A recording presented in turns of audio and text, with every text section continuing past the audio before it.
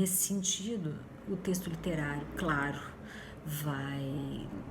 Análise do texto literário, para análise do texto literário, nós vamos lançar mão, sim, de normas e convenções, de um sistema que nós vamos estudar aqui, e nós, como leitores, é que vamos acordar a obra. O livro não existe sozinho. O leitor é que faz o livro existir. Se o escritor ou a escritora muda a sua vida com a obra, o leitor e a leitora também mudam a sua vida com aquela obra. E isso faz com que a literatura seja um processo muito mais dinâmico do que o momento, do que as normas muito estanques, que nós não precisamos aplicá-las o tempo inteiro. A partir do século XX, por exemplo, no início do século XX, todo o conceito da literatura vai adquirindo novas formas, muito especialmente agora no século XX. A leitura literária, ela se transforma em algo bem mais difícil, porque a arte literária, ela vai dialogar com todas as ciências humanas. Ela dialoga com todas as ciências humanas todo o tempo. Conhecer esse sistema semiótico, né, literário, e aplicá-los, né, aplicar os nossos conhecimentos desse sistema à nossa leitura é muito importante. Mas eu sempre quero lembrar que nós partimos do texto para buscarmos a teoria. Nunca a teoria chama o texto literário. O texto literário é que chama aquela teoria, aquela outra. Então, se eu estou estudando um texto literário, por exemplo, de uma poeta santomense, a Conceição Lima, eu vou falar de alguma coisa que é muito íntima para mim, não é? A partir do momento em que eu leio a obra dela, primeiro é que eu decido qual é a melhor teoria para ler aquela poesia. Então, a partir do momento em que eu conheço a obra, é que eu vou usar do sistema da crítica literária para que eu possa compreender melhor aquele processo de escrita. Então, a obra literária é o ponto de partida sempre. Decodificar o texto literário, uma crítica também, né, interessante que a gente deve fazer, é uma tarefa muito difícil. O próprio Drummond, em algum poema, disse que, eu não vou me lembrar do poema agora, mas é só qualquer coisa, ele falando sobre o amor, que o amor é cifra, que se decifrado já não é mais nada. Se eu não me engano, ele fala isso num soneto sobre o amor na maturidade, qualquer coisa em que ele descreve o amor no momento da maturidade, né, do seu crescimento em idade e como pessoa, né? Eu prometo procurar esse poema para vocês, então enviá-lo.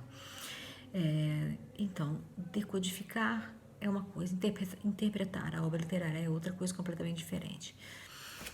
Se nós pensamos em decodificar, a gente corre o risco, talvez, de perder a beleza da obra. Eu acho que nós não estamos aqui somente para decodificar. Nós podemos entender e aplicar os conceitos semióticos do sistema literário para compreender a obra. Decodificar, não sei. Interpretar, a gente tem que fazer. É o nosso papel. O nosso papel como humanos que pensam sobre a palavra. E, além de tudo, pensamos sobre a palavra em culturas diferentes. E isso é muito importante da gente discutir, porque eu penso a palavra e eu penso a obra literária a partir de minha experiência no Brasil. Trabalho com vocês que pensam a palavra e pensam a obra literária a partir da sua experiência em Cabo Verde, que tem uma história muito irmã da nossa, Mas também tem um momento dessa história em que há uma ruptura dentro da literatura para que se consigam outros objetivos políticos, sociais, culturais, econômicos, e cuja literatura cujo texto literário vai dar conta disso. Então, nós estamos falando de culturas diferentes. E se falamos de culturas diferentes, nós estamos falando de análises também, que podem acrescentar a textos literários brasileiros a partir da leitura de vocês e vocês me ajudarem a ler melhor os textos da literatura de Cabo Verde, me contando um pouco sobre a história que ali subjaz, que está sob a pele da palavra. Também é um verso de Drummond. Então eu queria ficar por aqui, porque já são muitos minutos para tão pouco pacote de dados. Eu gostaria que esse vídeo fosse ainda hoje para vocês, para que a gente pudesse discutir essas coisas e colocar em xeque mesmo, né? Questões que são importantes, como essas questões, por exemplo, estamos falando de normas e convenções que regem o texto, sim, há normas e convenções, mas será que essas normas e convenções valem para todo o tempo, para todo o gênero, para toda a poesia? Por exemplo, a poesia do século XVI e a poesia contemporânea do século XXI. Como que nós vamos descobrir isso? Lendo essas poesias, conhecendo essas normas e convenções, é claro.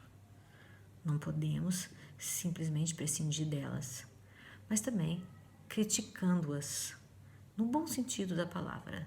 Bom, nesse texto, essa norma, essa regulação não vai caber, porque aqui já temos um momento superado de determinado tema e que já pode ser tratado de uma maneira diferente do que pensavam os autores anteriores, que trataram das questões epistemológicas da literatura, não é? Enfim, isso é só para começar. Sempre vão textos depois dessa fala. Eu espero ter conseguido aclarar um pouco a cabecinha de vocês aí. E acho que uma das razões da existência do professor e da professora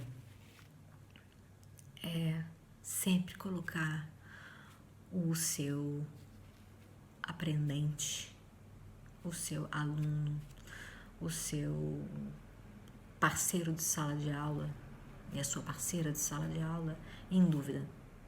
E o contrário também é verdadeiro.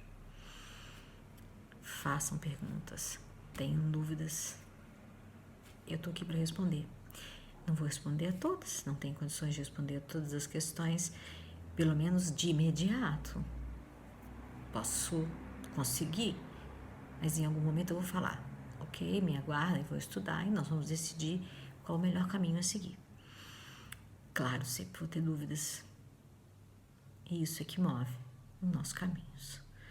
Eu espero que vocês tenham uma ótima noite e que vocês estudem e leiam muita poesia, porque a poesia é um respiro nesse momento que a gente está vivendo.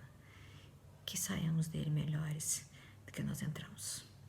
Boa noite às minhas alunas queridas, os meus alunos queridos. Fiquem bem. Se tudo correr bem, até amanhã.